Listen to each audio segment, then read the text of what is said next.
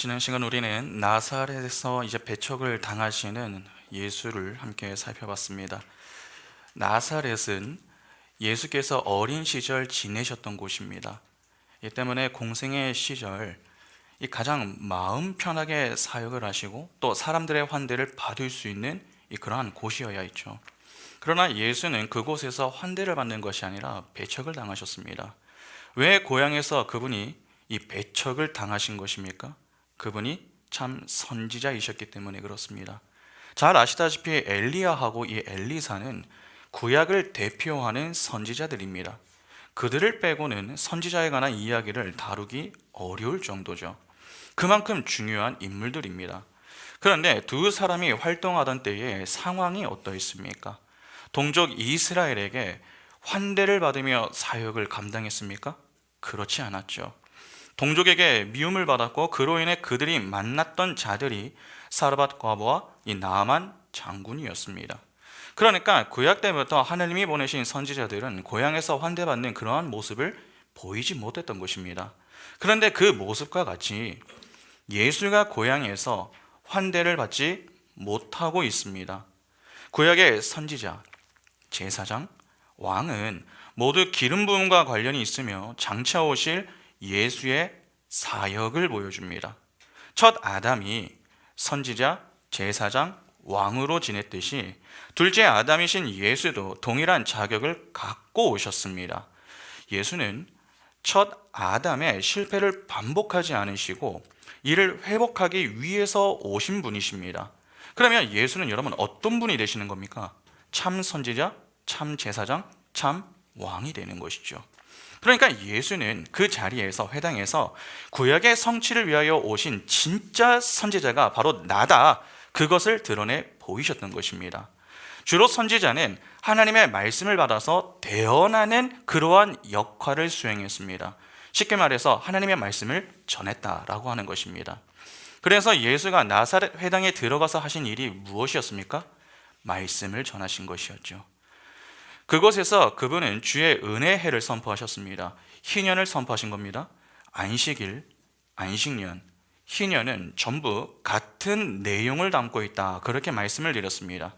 여러분, 안식이 무엇입니까? 안식, 죄가 물러간 상태, 즉 영생의 상태입니다. 참된 안식 속에서 주어지는 것이 자유 아닙니까? 그러면 예수께서 안식일에 이 회당에서 희년을 선포하셨으면 그분이 어떤 자격으로 무엇을 주려고 그렇게 하신 겁니까? 안식일의 주인이 그 날에 참된 자유를 주기 위해서 그렇게 말씀을 하신 겁니다. 예수는 생명을 가지고 계십니다. 그 생명을 주실 수 있는 분이 예수입니다. 그래서 그 생명을 주기 위해서 그분이 하시는 일이 무엇입니까? 생명을 소유하지 못하도록 막는 죄의 문제를 해결해 주시는 것입니다. 다시 말해서 죄로부터의 이 자유를 허락해 주신다라고 하는 것이죠. 죄는 인간이 스스로의 힘과 노력으로 여러분 해결할 수 없는 문제입니다. 보통 문제가 해결이 되지 않은 상태로 있으면은 사람은 어떻습니까? 자유하지 못합니다. 자꾸 불안하고 마음 한편에 이 답답함 때문에 힘이 들죠. 죄의 자리에 있는 죄인들의 상태가 딱 이렇습니다. 그래서 예수는 그 죄의 문제를 해결하심으로 택한 백성에게 생명을 주어 참된 안식과 그로 인한 자유와 만족을 누릴 수 있게 하시는 것입니다. 그 일을 하기 위해서 이 땅에 오신 분이 바로 나다, 그것을 말씀하셨던 것이죠. 예수가 자유를 주신다고 합니다. 자유 속에 만족과 기쁨이 있는 것 아닙니까? 그러니까 예수는 기쁨을 주시는 분이십니다. 그러나 그분이 주시는 기쁨에 참여할 수 있는 자들, 달리 말해서 참된 안식 속에 거할 수 있는 자들은 얼마나 됩니까? 하나님의 택한 소수의 무리를 제외하고는 그 기쁨에 참여할 수 있는 이가 없습니다. 예수는 좋은 소식을 전해주셨습니다. 그러나 그 회당에 있었던 자들의 반응은 어떠했습니까? 놀라기만 할 뿐 예수를 믿지는 않았습니다.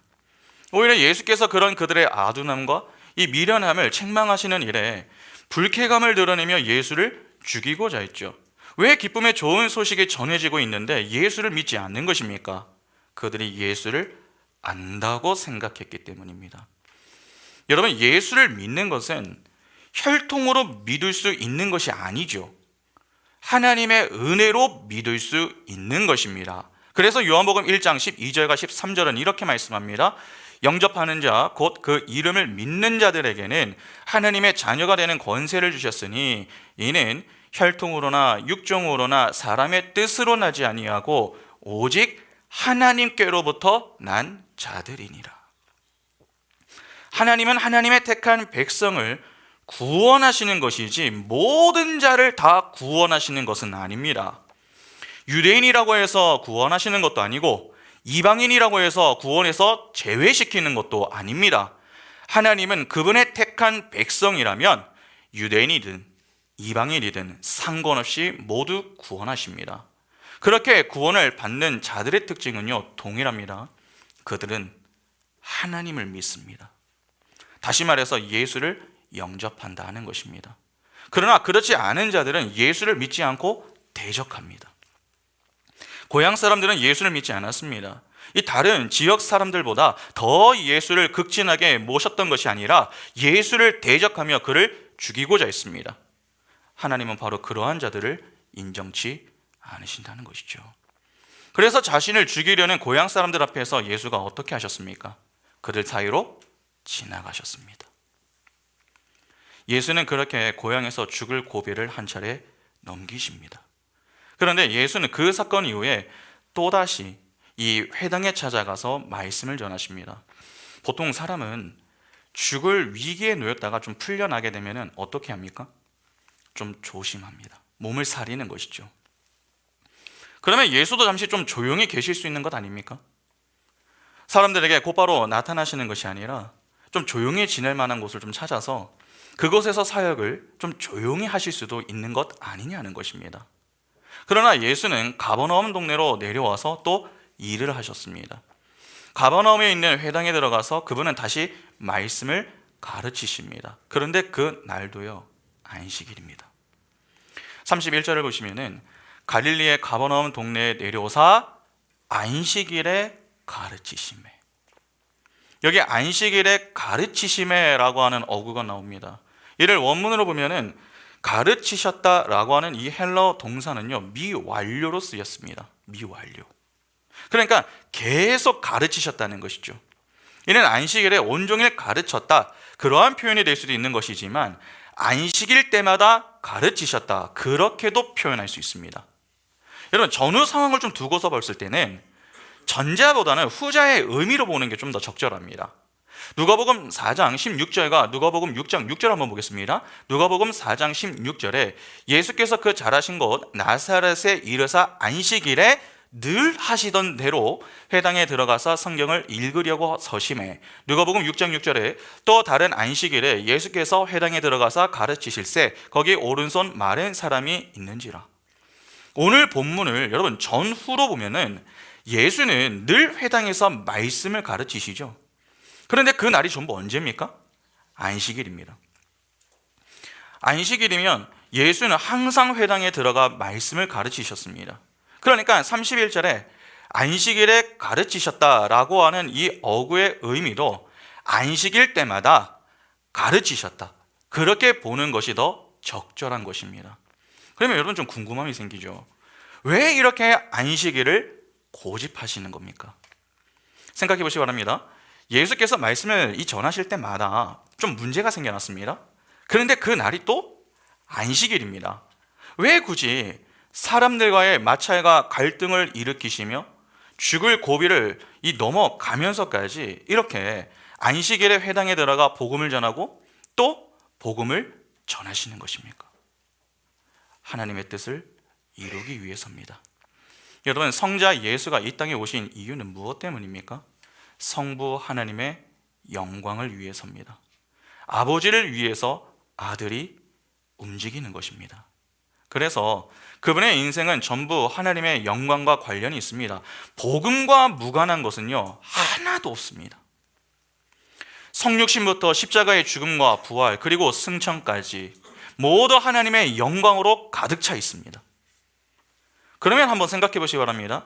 이 땅에서 사람들에게 위협을 받는 것은 예수 자신의 안위와 관련이 됩니다. 사람들의 위협은 인간의 몸을 입고 있는 예수에게도 충분히 두려움으로 찾아올 수 있겠죠. 그러나 그 두려움 때문에 그분이 이 땅에서 해야 할 일을 하지 못한다면 결국 어떤 문제가 발생하겠습니까? 해야 할 것을 미루다가 결국 하고 싶은 것 위주로 하게 됩니다. 다시 말해서 사람들과의 갈등과 죽을 고비를 자꾸 넘길수록 예수는 제대로 된 사역을 감당하기 어려워지게 된다는 것이죠. 그러면 하나님의 영광을 위해서 사셨던 그분이 나중에는 점점 변하여서 자기 자신의 안위를 위해서만 살게 됩니다. 그러나 예수는 자신의 안위를 위해서 오신 분이 아닙니다. 그분은 자신의 목숨을 위해 사는 그러한 분이 아니었죠. 자기 목숨을 잃어버리더라도 하나님의 영광을 드러내기 위해서 오셨던 분이 예수 그리스도이셨습니다. 예수께서 왜 십자가를 지셨습니까? 자기 목숨이 중요하다면 굳이 그 십자가에서 자기 목숨을 왜 버립니까? 어린 양처럼 끌려가 죽임당하신 이유는 다른 이유 때문이 아닙니다.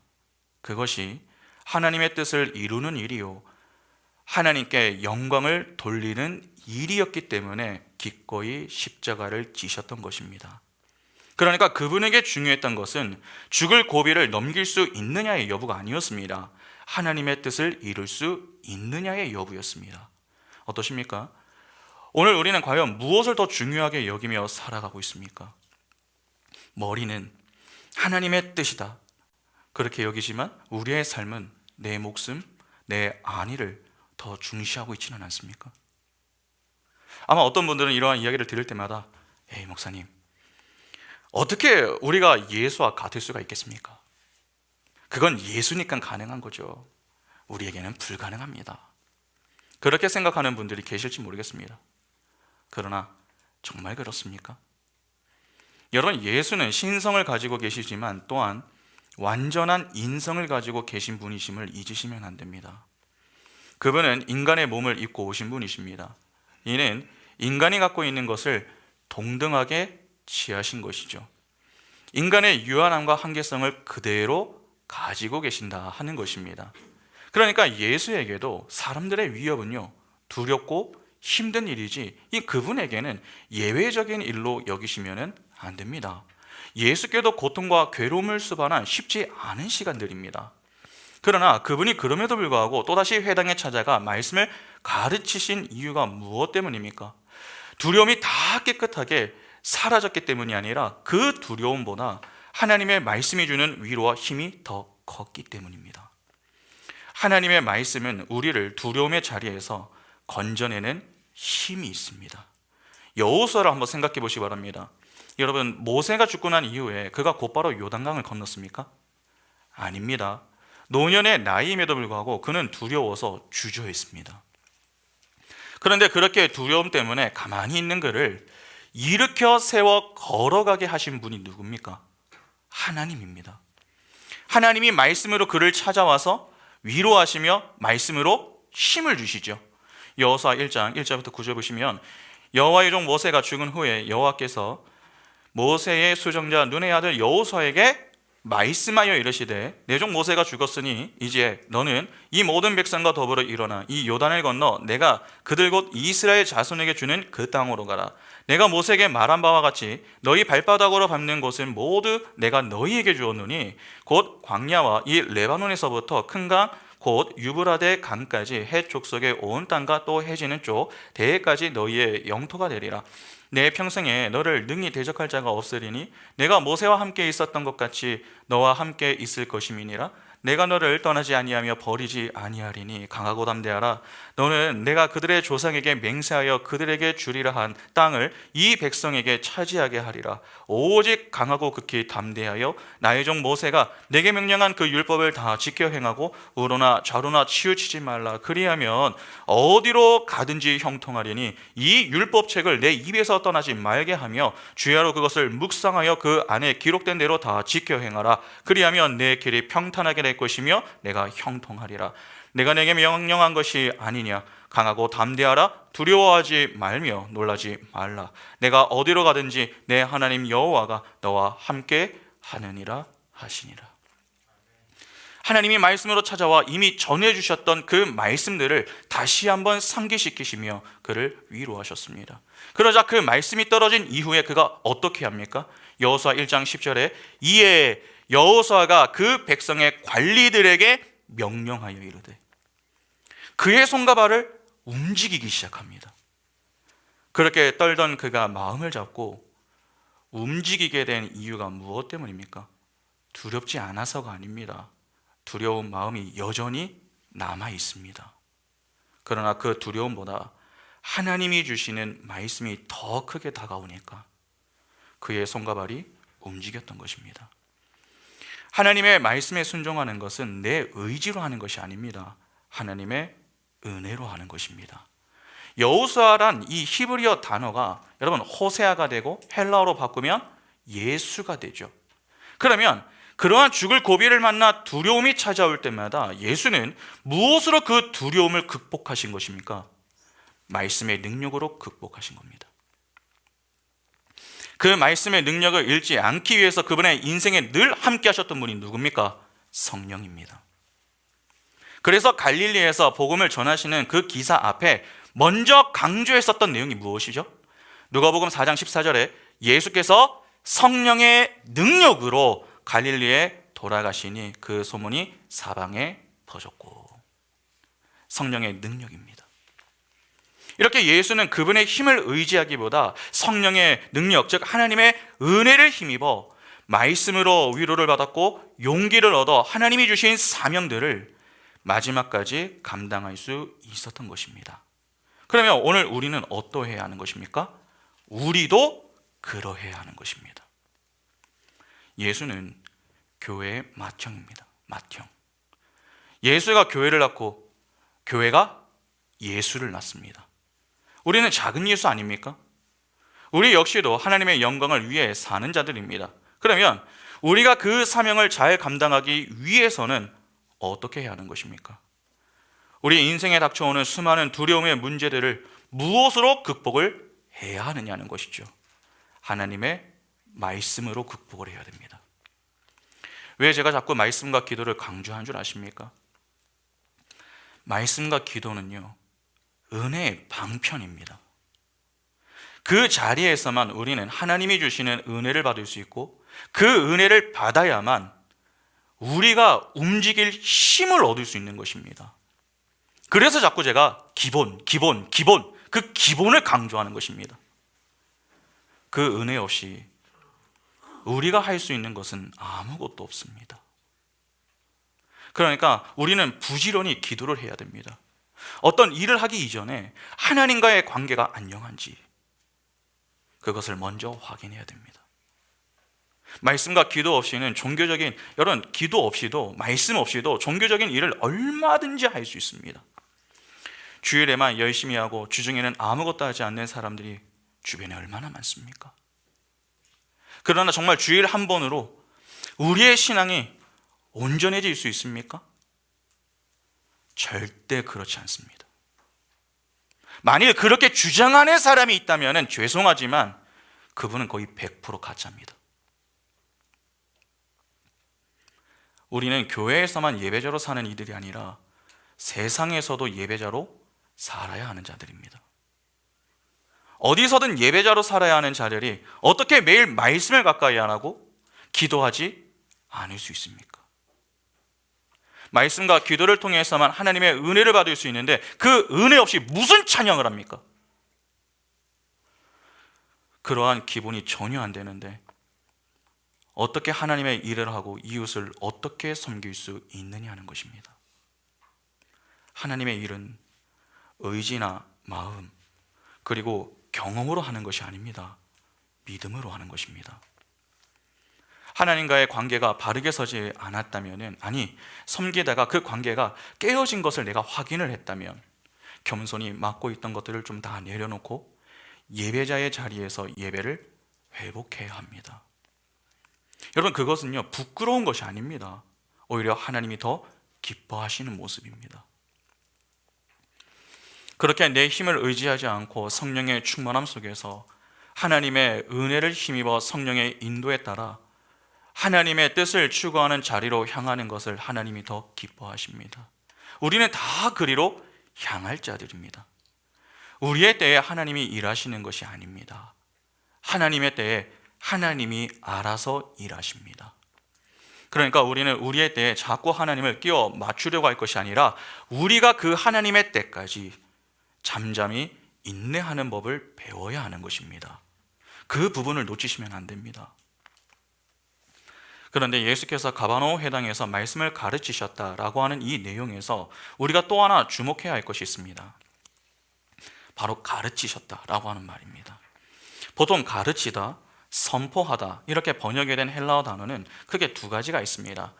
케리그마와 디다케입니다. 케리그마, 디다케.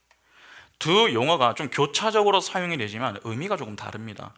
여러분, 케리그마는요, 공적인 사자가 어떤 확정된 소식을 사람들 앞에 외쳐 선포하는 일이나 그 선포된 내용을 가리킵니다. 이를 기독교 용어로 쓰면은 아름답고 기쁜 소식인 복음을 전하는 일이나 그 선포된 복음의 내용을 의미합니다. 그 복음의 내용을 잘 보여주는 곳이 있죠. 고린도전서 15장 3절부터 보시면 내가 받은 것을 먼저 너희에게 전하였느니 이는 성경대로 그리스도께서 우리 죄를 위하여 죽으시고 장사 지낸 바 되셨다가 성경대로 사흘 만에 다시 살아나사 게바에게 보이시고 후에 12 제자에게와 그 후에 500의 형제들에게 일시에 보이셨느니 그 중에 지금까지 대다수는 살아있고 어떤 사람은 잠들었으며 그 후에 야고보에게 보이셨으며 그 후에 모든 사도에게와 맨 나중에 만삭되지 못하여 난 자 같은 내게도 보이셨느니라. 여러분, 바울이 스스로 회심한 사건을 회고하면서 기록한 이 내용을 보면은 복음이 무엇인가 하는 것을 정확하게 보여줍니다. 바로 이 내용이 기쁨의 소식인 복음이죠. 이 복음을 전하는 행위 또는 가르침이 케리그마입니다. 케리그마. 반면에 디다케는요, 믿는 자들의 생활과 이 사상에 대한 교훈을 던지는 것을 가리킵니다. 그러니까 쉽게 생각하면 이렇게 이해를 하시면 됩니다. 믿지 않는 이들에게는 케리기마가 필요한 것이고 믿는 이들에게는 디다케가 필요한 것입니다. 복음을 듣고 그 복음에 따라 어떻게 살아야 하는가 하는 것에 대한 생활과 사상에 대한 가르침에 사용할 수 있는 단어가 디다케입니다. 그러면 오늘 본문은 어떤 단어가 사용이 됐을까요? 케리그마가 아니라 디다케입니다. 그러니까 지금 이 회당에는 누가 모여 있는 것입니까? 초신자들이 아닙니다. 어느 정도 신앙생활을 좀 했던 자들이 모여 있는 것입니다. 그곳에서 예수가 가르치고 계시는 것이죠. 그런데 잘 보시기 바랍니다. 누가복음 4장 32절부터 37절 보시면 그들이 그 가르침에 논란이 있는 그 말씀이 권위가 있음이러라. 회당에 더러운 귀신 들린 사람이 있어 크게 소리질러 이르되 나사렛 예수여 우리가 당신과 무슨 상관이 있나이까? 우리를 멸하러 왔나이까? 나는 당신이 누구인 줄 아노니 하나님의 거룩한 자니이다. 예수께서 꾸짖어 이르시되 잠잠하고 그 사람에게서 나오라 하시니 귀신이 그 사람을 무리 중에 넘어뜨리고 나오되 그 사람은 상하지 아니한지라 다 놀라 서로 말하여 이르되 이 어떠한 말씀인고 권위와 능력으로 더러운 귀신을 명함에 나가는도다 하더라. 이에 예수의 소문이 그 근처 사방에 퍼지니라. 여러분, 예수께서 지금 이 회당에서 말씀을 가르치십니다. 그런데 그 회당에 누가 있습니까? 더러운 귀신 들린 사람이 있습니다. 보통 우리는 귀신 들린 사람을 어떻게 생각하죠? 귀신 들린 사람. 여러분, 귀신 들린 사람 보셨습니까? 귀신 들린 사람 어떻게 생각하십니까? 미친 사람. 좀 정신적으로 문제가 있거나 아니면 우리는 좀 이 거품 무는 사람, 이런 사람들로 좀 생각하지 않습니까? 그냥 무서운 사람, 정신적으로 문제가 있는 그러한 정도로만 이해를 하고 있습니다. 이는 우리가 엑소시스트와 같은 어떤 영화를 좀 너무 많이 봐서 그러한 영향을 받아서 그렇게 생각을 하는 것입니다. 물론 귀신 들린 사람은 정신적으로나 정서적으로 안정되어 있지 않고 또 거품 무는 모습을 보일 수도 있습니다. 그러나 그것은 귀신 들림에 대해서 매우 협소하게 생각하는 겁니다. 여러분, 여기 귀신 들린이라고 번역이 된 이 헬라어 단어인 다이모니오는요, 악한 영이라고 하는 뜻입니다. 악한 영. 악한 영, 즉 악을 일삼는 영적인 존재가 누구죠? 마귀죠. 마귀는 거짓의 영 아닙니까? 거짓의 영. 요한복음 8장 44절에 너희는 너희 아비 마귀에게서 났으니 너희 아비의 욕심대로 너희도 행하고자 하느니라. 그는 처음부터 살인한 자요 진리가 그 속에 없으므로 진리에 서지 못하고 거짓을 말할 때마다 제 것으로 말하나니 이는 그가 거짓말쟁이요 거짓의 아비가 되었습니다. 마귀의 특징은 거짓으로 미혹하여 사람을 넘어지게 만드는 것입니다. 그렇게 거짓으로 찾아오기 위해서 마귀가 즐겨 사용하는 것이 왜곡이죠. 왜곡. 선악과 사건 한번 생각해 볼까요? 여러분, 처음에 하나님은 아담에게 선악과에 대해서 이렇게 말씀을 하셨습니다. 창세기 2장 16절과 17절에 여호와 하나님이 그 사람에게 명하여 이르시되 동산 각종 나무의 열매는 내가 임의로 먹되 선악을 알게 하는 나무의 열매는 먹지 말라. 내가 먹는 날에는 반드시 죽으리라 하시니라. 하나님은 아담에게 에덴에 있는 열매는 너희가 그냥 자유롭게 먹되 선악을 알게 하는 나무의 열매는 먹지 말아라, 그렇게 말씀하셨습니다. 그러면서 그것을 먹으면 어떻게 된다고 합니까? 반드시 죽는다, 그렇게 경고하셨습니다. 그런데 이후에 뱀이 하와를 찾아와서 뭐라고 합니까?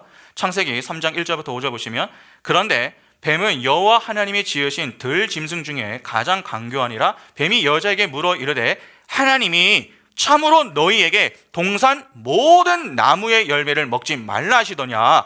여자가 뱀에게 말하되 동산 나무의 열매를 우리가 먹을 수 있으나 동산 중앙에 있는 나무의 열매는 하나님의 말씀에 너희는 먹지도 말고 만지지도 말라 너희가 죽을까 하노라 하셨느니라. 뱀이 여자에게 이르되 너희가 결코 죽지 아니하리라. 너희가 그것을 먹는 날에는 너희 눈이 밝아져 하나님과 같이 되어 선악을 알 줄 하나님이 아심이니라. 하나님은 동산에 있는 열매는 마음껏 먹되 선악과만 먹지 말라고 말씀하셨습니다. 그러나 뱀은 이에 대해서 뭐라고 말합니까? 동산 모든 나무의 열매를 먹지 말라고 하셨느냐? 그렇게 묻습니다. 또한 하나님은 아담에게 그 선악과를 먹으면 반드시 죽는다고 말씀하셨습니다. 그러나 뱀은 하와에게 너희가 결코 죽지 않는다, 그렇게 이야기합니다. 분명 하나님의 말씀을 가지고 이야기는 합니다. 그러나 비슷하게만 이야기할 뿐 정확하게는 이야기하지 않습니다. 이에 하와가 뱀의 유혹에 넘어가서 선악과를 따먹었던 것 아닙니까? 그러면 아담과 하와가 무너진 이유는 무엇 때문입니까? 뱀이 왜곡된 말씀을 가지고 찾아왔기 때문입니다. 그러니까 마귀는 왜곡된 가르침으로 혼란을 주어서 진리가 아닌 왜곡된 말씀을 붙들게 만들어 넘어지게 만드는 것입니다. 그러면 당연히 마귀의 미혹에 빠져 마귀의 통치를 받는 사람은 어떻게 살겠습니까? 진리를 붙들고 사는 것이 아니라 왜곡된 말씀을 붙들고 삽니다. 여러분, 하나님이 만물을 창조하시고 하셨던 말씀이 무엇이었습니까? 기억하십니까? 보시기에 좋았다라고 하는 말씀이었습니다.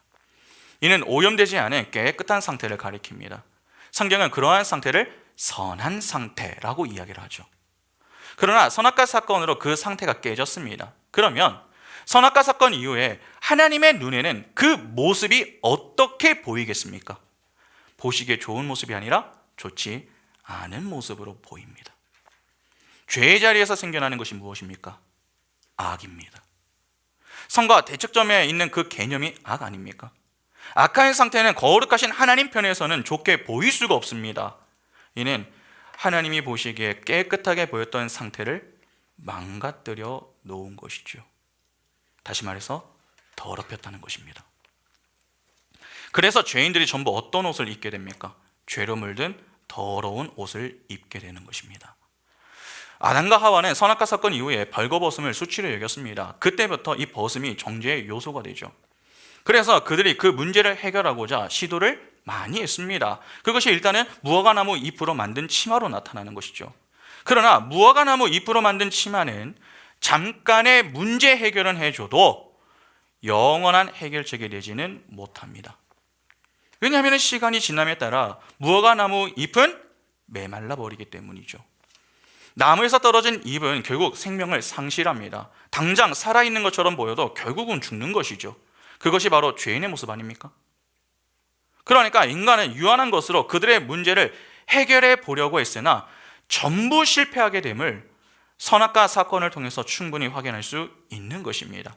아무리 노력을 해도 문제를 해결하지 못합니다. 스스로 해결하지 못하면 문제 해결을 위한 이 외부의 도움이 필요하다라고 하는 말 아닙니까? 아담과 하와가 스스로 무화과나무 잎으로 치마를 만들었으나 그것은 진정한 해결책이 될 수 없다고 했습니다. 이는 그들이 아닌 하나님께 문제 해결책이 있음을 보여줌과 동시에 그들의 문제가 어떻게 해결이 되어야 하는가 하는 것을 교훈해 주기도 합니다. 그러면 아담과 하와의 후손들은 비록 에덴에서 쫓겨났어도 어떻게 지내야 하는 것이 맞습니까? 그들 스스로 문제를 해결해 보겠다고 하나님 앞에 나서는 것이 아니라 진정한 문제의 이 해결자이신 하나님 앞에 나와서 도움을 구하는 게 맞습니다. 자기를 주장하는 것이 아니라 부인하며 겸손히 하나님 앞에 나와 스스로 해결할 수 없는 이 문제를 좀 해결해 달라고 간구해야 한다는 것입니다. 그러나 죄로 눈이 어두워진 죄인은 스스로 하나님을 찾을 수가 없습니다. 아니, 찾으려고 하지 않습니다. 스스로 왕이 되어보겠다고 나선 죄인들은 끝까지 자존심을 굽히지 않습니다. 하나님의 도움을 받아 문제를 해결하는 것이 아니라 어떻게든 스스로 문제를 해결해 보려고 실패를 해도 또 시도하며 끝까지 하나님을 찾지 않습니다. 그렇게 죄인들은 실패로 인한 절망과 그러나 조금 더 노력하면은 문제를 해결할 수 있다, 그러한 착각 속에서 서로가 서로를 위로해가며 옷 만들기를 계속해서 하고 있는 것이죠. 그러나 하나님이 아닌 그들 스스로 만들어서 입는 그 옷에 대해서 성경은 어떻게 이야기합니까? 더러운 옷이다, 그렇게 이야기합니다. 이사야 64장 6절에 보시면 무릇 우리는 다 부정한 자 같아서 우리의 의는 다 더러운 옷 같으며 우리는 다 잎사귀같이 시들므로 우리의 죄악이 바람같이 우리를 몰아가나이다. 스가랴 3장 1절부터 5절 보시면 대제사장 여호수아는 여호와의 천사 앞에 섰고 사탄은 그의 오른쪽에 서서 그를 대적하는 것을 여호와께서 내게 보이시니라. 여호와께서 사탄에게 이르시되 사탄아 여호와께서 너를 책망하느라 예루살렘을 택한 여호와께서 너를 책망하느라 이는 불에서 꺼낸 그슬린 나무가 아니냐 하실 때에 여호수아가 더러운 옷을 입고, 여기서 말하는 여호수아는 대제사장입니다. 더러운 옷을 입고 천사 앞에 서 있는지라 여호와께서 자기 앞에 선 자들에게 명령하사 그 더러운 옷을 벗기라 하시고 또 여호수아에게 이르시되 내가 내 죄악을 제거하여 버렸으니 내게 아름다운 옷을 입히리라 하시기로 내가 말하되 정결한 관을 그의 머리에 씌우소서 하매 곧 정결한 관을 그 머리에 씌우며 옷을 입히고 여호와의 천사는 곁에 섰더라. 방금 읽은 구절들을 보면은 전부 더러운 옷을 입고 있음을 지적하고 있습니다. 그 중에 스가랴의 경우 대제사장조차 더러운 옷을 입고 있었다고 하죠. 대제사장이 입고 있는 옷은 거룩하고 깨끗한 옷 아닙니까? 그런데 왜 대제사장이 입은 옷조차 더럽다, 그렇게 이야기하는 것입니까? 하나님의 말씀에 순종하지 않았기 때문에 그렇습니다. 그러니까 하나님의 말씀에 순종하지 않은 상태로 입게 되는 모든 옷은 하나님이 보시기에 더러운 옷에 지나지 않는다는 것입니다. 그러면 마귀의 통치 아래에 있는 자들은 왜곡된 말씀으로 인해 더러운 옷을 입은 상태로 산다라고 하는 말이 되는 것 아닙니까? 그 삶이 어떻게 나타나겠습니까? 불순종의 모습으로 나타나게 되는 것입니다. 그러면 당연히 그렇게 살도록 마귀는, 여러분, 어떻게 하는 그렇게 살도록 하게 하는 이 마귀는 어떻게 묘사가 되는 것이 적절하겠습니까? 더러운 존재로 묘사되는 것이 적절한 것입니다. 그래서 누가가 33절에 귀신 들린 사람에 대해서 묘사를 할 때에 어떻게 묘사합니까? 더러운 귀신 들린 사람이 있었다, 그렇게 묘사하는 겁니다.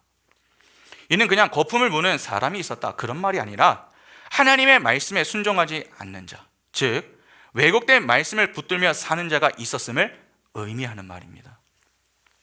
그러니까 귀신 들린 자는 왜곡된 말씀에 사로잡힌 자다, 그렇게 번역을 해도 전혀 이상할 것이 없습니다. 더욱이 그가 있었던 곳이 어디입니까? 회당입니다.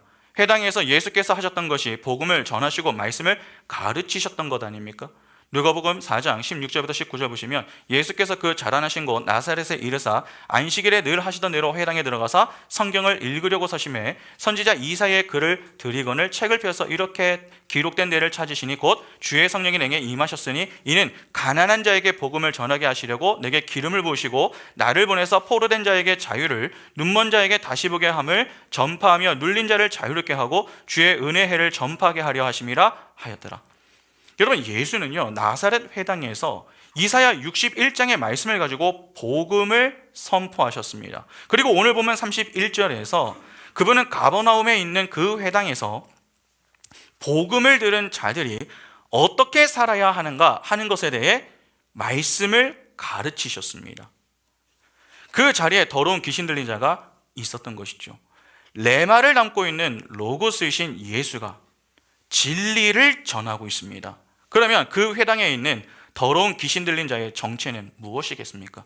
그 반대가 되어야 되겠죠. 왜곡된 말씀을 가지고 하나님의 말씀에 불순종하는 자다, 그렇게 보는 것이 본문 속에서 가장 자연스러운 해석이 되는 것입니다. 그러니까 하나님의 말씀이 선포되고 가르침이 주어지는 그 현장에 하나님의 말씀에 불순종하는 자가 있었던 것입니다. 여러분, 이는 상당히 충격적인 이야기입니다. 여러분, 말씀이 선포되는 곳은 어떠한 곳입니까? 거룩한 곳입니다. 그러나 그 거룩한 곳에 거룩함을 추구하기 위해 모인 자들만 있었던 것이 아닙니다. 잘 보시기 바랍니다. 지금 예수는 복음을 선포하는 것이 아닙니다. 초신자들에게 복음을 전하는 것이 아니라 복음을 갖고 있는 이들에게 그들이 가지고 있는 그 복음을 가지고 어떻게 살아야 하는가 하는 것에 대해 가르치고 계시는 중입니다. 그러면 적어도 그 자리에 있는 자들은 대부분 이 나름 신앙생활을 한다라고 하는 이 자부심을 가지고 있는 것 아닙니까? 나름 교회에 나와서 신앙생활을 한다 여기는 자들이 함께 모여 있는 겁니다. 오늘날로 얘기하면 뭐 집사, 권사, 장로, 목사들이 다 모여 있다는 것이죠. 그런데 그 자리에 하나님의 말씀에 불순종하는 자가 있습니다. 요한계시록을 보면은 왜곡된 말씀으로 가득한 회당을 두고서 부르는 말이 있습니다. 요한계시록 3장 9절에 보라, 사탄의 회당, 곧 자칭 유대인이라 하나 그렇지 아니하고 거짓말하는 자들 중에서 며칠 내게 주어 그들로 와서 내 발 앞에 절하게 하고 내가 너를 사랑하는 줄을 알게 하리라. 바로 사단의 회당입니다. 우리가 이 부분에 대해서 조금 고민을 해야 할 부분이 있습니다. 회당에 모이는 것은 말씀을 듣고 순종하기 위해서입니다. 그러나 모두가 그러한 것은 아닙니다. 누군가는 말씀을 듣기는 하나 순종하지 않는 이들이 있습니다. 그런데 그렇게 순종치 않는 이들이 가득하면 그것은 사단의 회당이 될 수 있음을 아셔야 됩니다. 여기서 우리는 교회에 대한 인식을 다시 한번 바르게 가질 필요가 있는 것이죠. 여러분, 교회가 무엇입니까? 교회라고 하는 간판이 밖에 걸려 있으면 전부 교회가 됩니까? 아닙니다. 교회 건물을 교회라고 생각하시면 안 됩니다. 그것은 교회당이 되는 것이지 교회가 될 수는 없습니다. 교회는 우리 자신입니다.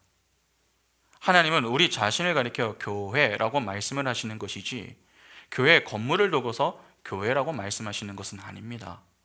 그러면 당시 회당에 왜곡된 말씀에 사로잡힌 자가 있었으면 그 회당이 여러분 어떤 회당이었음을 보여주는 것입니까? 사단의 회당이었음을 보여주는 겁니다. 그러니까 왜곡된 말씀이 가득한 곳, 즉 사단의 회당에 예수께서 친히 찾아가 말씀을 가르치셨던 것입니다. 오늘날 많은 이들의 착각이 하나 있습니다. 교회당에 나오기만 하면은 다 끝났다, 그렇게 여기는 것입니다. 교회에 나와서 말씀을 듣는 것으로 그냥 만족을 하는 것이죠. 그래서 말씀을 듣기는 합니다. 그러나 무엇이 없습니까? 말씀을 듣고 들은 말씀에 대한 순종이 없습니다. 말씀을 제대로 배우려고 하는 의지도 없고 말씀에 순종하고자 하는 모습도 없습니다. 그것이 왜곡된 말씀에 사로잡힌 자들입니다. 그러니까 우리는 우리 자신을 조금 진지하게 돌아볼 필요가 있습니다. 내가 성령에게 붙들린 자가 맞는가? 아니면 더러운 귀신에게 붙들린 자인가? 그것을 잘 분별하셔야 됩니다. 성령에게 붙들린 사람과 더러운 귀신에게 붙들린 사람은요, 다릅니다. 완전히 다릅니다. 같은 말씀을 들어도 반응이 다릅니다. 성령에 붙들린 사람은 성령의 조명 아래 함유된 그 진리에 관심을 둡니다. 성령이 하시는 일을 가만히 한번 생각해 보시죠. 우리가 전에 읽었었던 존 오웬의 죄의 주객기 14장의 내용을 기억하십니까? 좀 지나가서 이제 기억이 안 나시죠? 성령께서 하시는 일에 대해서 오웬이 가장 먼저 언급했던 것이 무엇입니까? 죄를 깨닫게 한다 하는 것 아닙니까? 죄를 깨닫게 하시는 것은 성령의 도움 없이는 불가능합니다. 죄에 대한 인식이 없으면 그 다음 단계는 아무 소용이 없는 것이죠. 죄에 대한 인식이 생겨야 구원자의 필요성과 중요성을 생각하게 됩니다. 그래서 성령은 먼저 죄에 대해 깨닫게 하고 그 이후에 예수 그리스도만으로 만족하여 그분만이 우리의 문제를 해결해 주실 수 있음을 알려주시며 예수 그리스도께만 집중하게 만듭니다. 그리고 그 일에 이루 말할 수 없는 탄식으로 우리를 위하여 간구하시며 우리가 기도하는 그 일에 도움을 주십니다. 그래서 성령에 붙들린 사람들은 여러분 말씀 시간에 그냥 듣지 않습니다. 간절한 마음을 가지고 듣습니다. 죄에 대한 아픔과 분노를 가지고 내가 정말 이렇게 살아서야 되겠는가? 이 사망의 몸에서 누가 나를 좀 건져줄까? 그렇게 바울의 한탄과 같은 그러한 고백이 입술에서 절로 나옵니다. 그러나 그럼에도 불구하고 우리를 포기하지 않으시고 일하시는 그 주님으로 인해서 눈물로 회개하고 겸손히 하나님의 은혜를 구합니다. 그런 자들이 대충 기도할 수 있겠습니까? 기도하자고 하면 곧바로 숙면 모드로 들어갈 수 있겠습니까? 기도할 것이 없어서 짧게 기도하고 그냥 집으로 돌아갈 수 있겠습니까? 아닙니다. 진지하게 하며 그 시간에 사활을 걸고서 기도합니다. 그런데 우리는 어떻습니까? 누군가 옆에서 말씀을 붙들고 눈물로 막 기도를 하고 있는데 저 사람은 오늘따라 왜 저렇게 눈물을 흘리지? 저 사람은 이번 주 뭐 안 좋은 일 있었나? 왜 저렇게 소리를 지르면서 기도를 할까? 그렇게 엉뚱한 반응을 보입니다. 여러분 자꾸 사람을 묵상하지 마시기 바랍니다. 왜 다른 사람을 신경 씁니까? 내가 하나님과 지금 어떻게 교제를 하고 있는가, 그것에 집중을 해야지 왜 다른 이들을 걱정하고 있습니까? 성령에게 붙들린 자는 남을 의식하지 않습니다. 상대를 무시한다, 그러한 말이 아닙니다. 그만큼 하나님께 온전히 집중한다는 것입니다. 그래서 하나님이 주시는 말씀이 무엇인지 놓치지 않고 어떻게든 그 말씀에 최대한 순종하기 위해서 내가 할 수 있는 것이 무엇이고 내가 어떤 자리로 향해야 하는가, 그것을 두고서 하나님께 간절하게 기도합니다. 그러나 귀신 들린 자들은 어떻습니까? 그러한 모습 자체가 없습니다. 말씀을 들어도 별로 반응이 없습니다. 있다 할지라도 엉뚱합니다. 말씀에 함유된 진리에는 별로 관심이 없습니다. 그냥 뭐 재미난 이야기나 웃음을 줄 수 있는 내용이 있는가, 그 여부를 자꾸 확인만 하려고 하죠. 그들은 하나님의 말씀을 듣지 못하기 때문에 하나님의 뜻을 못 봅니다. 그래서 순종을 해도 제대로 된 순종을 하지 못합니다. 내 마음대로 순종합니다. 하고 싶은 것이 있으면 하고 하기 싫은 것은 하지 않습니다. 그러다가 나중에 마음에 들지 않으면 아예 순종 자체를 하지 않습니다. 그렇게 불순종하는 것입니다. 그것이 귀신 들린 자의 특징입니다. 그런 자들은 자기 마음대로 신앙생활합니다. 하나님이 어떻게 하라, 그건 중요하지 않습니다. 모든 것이 자기 중심입니다. 여러분, 신앙생활은 나를 버리고 비우는 것입니다. 나를 비워야 그 비운 자리에 하나님으로 채울 수 있는 것 아닙니까? 그런 점에서 우리는 어떻습니까? 우리가 모인 이곳은 정말 성령으로 충만한 곳이 맞습니까? 아니면 귀신 들린 사람들이 모인 사단의 회당입니까? 이에 대해서 우리는 깊이 고민을 해야 합니다. 코로나 이후에 한국 교회들이 어려움을 겪다가 보니까 목회자들이 자꾸 잘못 생각하는 것이 하나 있습니다. 자꾸 교회를 친근한 교회로 만들려고 하는 것입니다. 세상 사람들에게. 교회의 문턱을 낮추고 사람들이 좀 편하게 와서 지낼 수 있도록 그렇게 만들려고 하는 것이죠. 그래서 어느 교회는요, 교회 이 내부에 청소년들과 청년들을 위해서 PC방을 만들어 놓기도 하고, 도서관과 카페를 만들어서 예배 후에 가족들이 차를 사서 자녀들하고 책을 읽을 수 있는 그러한 공간을 만들어 놓기도 합니다. 키즈 카페처럼 이제 만들어서 그렇게 운영을 하는 것이죠. 그렇게 하니까 실제로 사람들이 정말 좋아합니다. 그 최근에 한 청년이 신학생인 것 같은데 우리나라의 유명한 교회들을 좀 탐방하면서 교회를 소개해주는, 유명한 이 교회들을 소개해주는 컨텐츠로 영상을 찍는 것을 이 유튜브에서 제가 좀 본 적이 있습니다. 지방에 있는 어느 교회였는데 그 청년이 그곳에 방문을 해서 예배하고 이 아이들과 교회 카페에서 빵과 차를 사서 쉬고 있는 한 가정에게 찾아가서 이 교회에 왜 다니게 되었습니까? 그렇게 인터뷰를 시도했습니다. 그 질문에 대한 대답이 간단했습니다.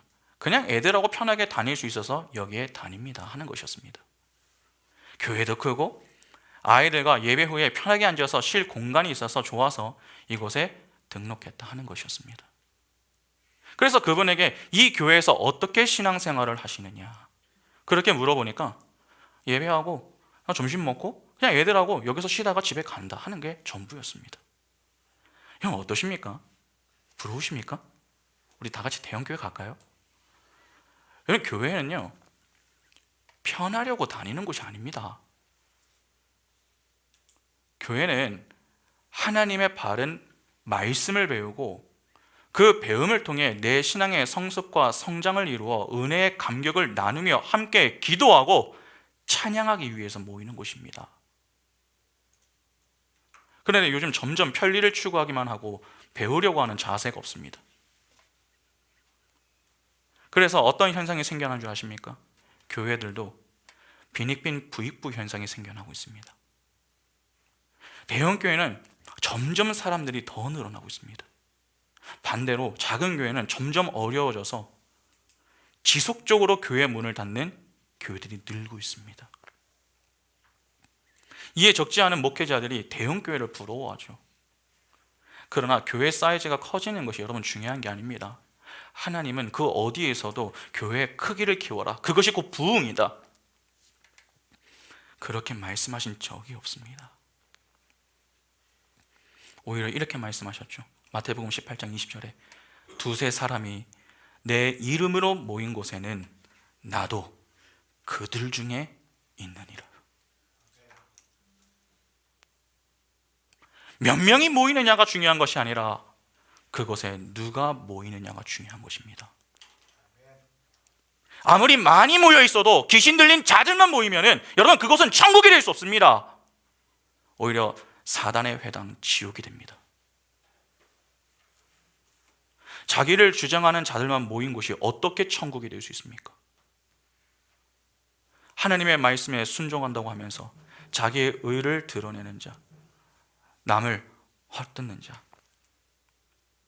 남을 품어주지 못하고 자꾸 정죄하는 자, 내 목소리를 내려고 하는 자, 그런 자들끼리 모여 있다면 하나님을 지킬 수가 없습니다. 이는 하나님의 말씀에 순종하는 것도 아니고 하나님을 지키는 것도 아닙니다.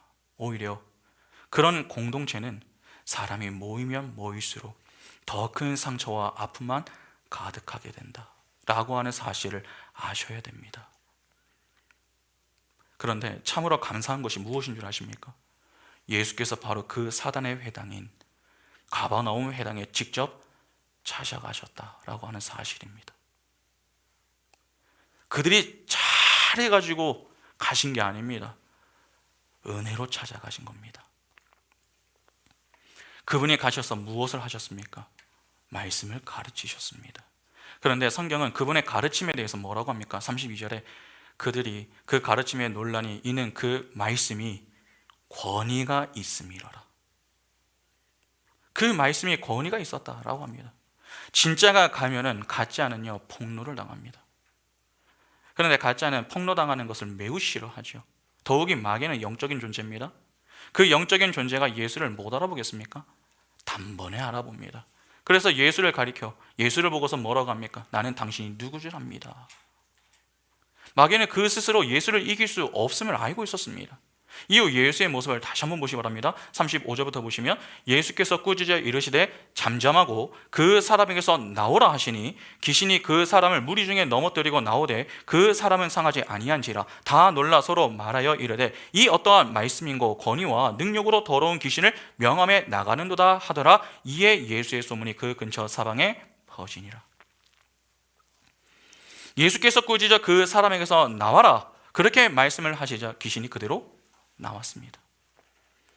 예수를 시험했던 영적인 존재가 마귀입니다. 그러나 여기서 보면은 마귀는 예수의 그 한마디에 그대로 도망을 갑니다.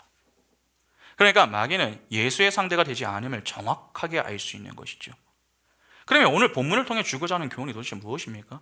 지금 안식일에 예수께서 회당에 가셨습니다. 그런데 그 회당은 사단의 회당이죠. 왜곡된 말씀에 붙들린 자가 있는 회당 말입니다. 안식일에는 쉼이 있어야 됩니다. 그 쉼은 아무것도 하지 않는 것이 아니라 하나님께만 영광을 돌리는 것으로 즐거워하며 만족을 누리는 것입니다. 하나님께 영광을 돌리기 위해서는 하나님의 말씀에 순종을 해야 합니다. 그런데 그 날에 왜곡된 말씀으로 불순종하는 이가 있다면 제대로 된 안식을 경험할 수 있는 것입니까? 못하는 것입니다. 예수는 희년을 주기 위해서 오신 분이십니다. 안식의 주인이신 그분이 참 자유를 주기 위해 오셨는데 자유를 누리지 못하는 이가 있습니다. 왜곡된 말씀으로 하나님의 말씀에 순종하지 못하는 이가 있으면 곧 안식일에 문제가 생겼다라고 하는 것을 보여주는 것이죠. 예수는 바로 그 문제를 해결해 주시는 것입니다. 왜곡된 말씀에 놓여 사단에 포로된 자에게 진정한 자유를 주시기 위해 예수께서 오셔서 이를 고쳐 주시는 것입니다. 누가복음 4장 18절을 다시 한번 보겠습니다. 주의 성령이 내게 임하셨으니 이는 가난한 자에게 복음을 전하게 하시려고 내게 기름을 부으시고 나를 보내사 포로된 자에게 무엇을 주십니까? 자유를, 눈먼 자에게 다시 보게 함을 전파하며 눌린 자를 자유롭게 하고. 그러니까 예수는 이사야의 예언대로 오신 분이심을 다시 한번 이 사건을 통해서 보여주시는 것이죠. 그런데 귀신 들린 자, 즉 왜곡된 말씀에 사로잡힌 자를 무엇으로 고치셨습니까? 권위 있는 말씀으로 고치셨습니다. 그럼 보시기 바랍니다. 예수는 우리를 찾아오십니다. 그런데 왜 찾아오십니까? 왜곡된 말씀에 붙들린 우리의 인생에 진정한 자유를 주시기 위해서입니다. 다시 말해서 우리를 치유하기 위해서 오셨다는 것이죠. 그때 그분이 사용하시는 방법은요, 다른 것이 아닙니다. 권위 있는 말씀이라고 하는 방법을 사용하십니다. 그 모습은 오늘날에도 유효합니다. 권위 있는 말씀이 사용되는 시간이 언제입니까? 지금 이 시간, 설교 시간입니다. 설교는 다른 것이 선포되는 시간이 아닙니다. 예수 그리스도와 그분의 십자가 복음이 선포되는 그러한 시간입니다. 왜 우리가 그렇게 설교 시간에 집중을 해야 하는 것입니까? 그 권위 있는 말씀이 나를 변화시키고 그 권위 있는 말씀이 나를 치유시키기 때문입니다. 설교 시간에 다른 것 기대하지 마시기 바랍니다. 예수 잘 믿으면 잘 산다, 예수 잘 믿으면 성공한다, 아닙니다. 오히려 하나님은 말씀을 통해 우리를 하나님의 말씀에 순종하는 자로 만들어서 하나님만으로 즐거워하고 만족하는 자로 고치십니다. 원래 있었던 그 자리, 우리의 첫 자리에 서게 만드시는 것이죠. 그러니까 예수는 그 첫 자리에 서도록 우리를 회복시켜 주시는 것입니다. 그 자리가 우리가 설 자리입니다. 인간의 첫 자리이기도 하지만 동시에 그 자리가 마지막 자리이기도 합니다. 꼭 기억하시기 바랍니다. 예수는 하나님의 뜻을 이루기 위해서 오신 분이십니다. 그래서 그분은 포기하지 않고 끝까지 권위 있는 말씀을 가르치십니다. 여러분, 예수는 우리를 참된 안식의 자리에 거하게 만들기 위하여서 진리의 말씀으로 왜곡된 말씀을 붙들고 사는 우리의 인생을 권위 있는 말씀으로 자꾸 부숩니다. 때문에 우리는 예배 시간에 선포되는 그 말씀을 통해서 내가 깨어지는 것을 경험해야 합니다. 그 속에서 너무 아프지만 그렇구나, 이게 맞구나. 그것을 배우며 진리가 떨어질 때에 그 앞에서 백기를 들고 하나님의 은혜를 구하는 자리에 서야 합니다. 그것이 자기 부인이며 하나님의 자녀다운 모습으로 변해가는 것입니다. 그러한 자들이 귀신이 아니라 성령에 붙들려 사는 자들인 것이죠. 권위 있는 말씀이 선포되는 그 자리, 예배 시간 속에 진정한 평안이 주어집니다. 자꾸 엉뚱한 것에서 즐거움을 찾으려고 하지 마시고 예배 속에서 그 평안을 찾으시기 바랍니다. 하나님은 우리에게 진정한 평안을 주기 위해서 매주 매 시간마다 우리를 말씀과 기도의 자리로 부르셔서 우리를 만나주시고 만져주십니다. 왜요? 귀신 들린 인생으로 하나님의 말씀에 불순종하지 말고 성령에게 붙들린 인생으로 하나님의 말씀에 순종하라고 말입니다. 그 하나님을 믿음으로 바라보시기 바랍니다. 보아야 은혜가 보입니다. 보아야 사랑이 느껴집니다.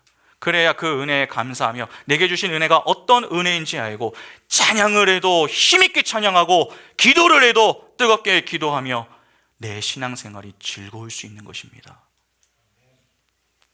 우리 교회는 사단의 회당이 되지 않기를 바랍니다.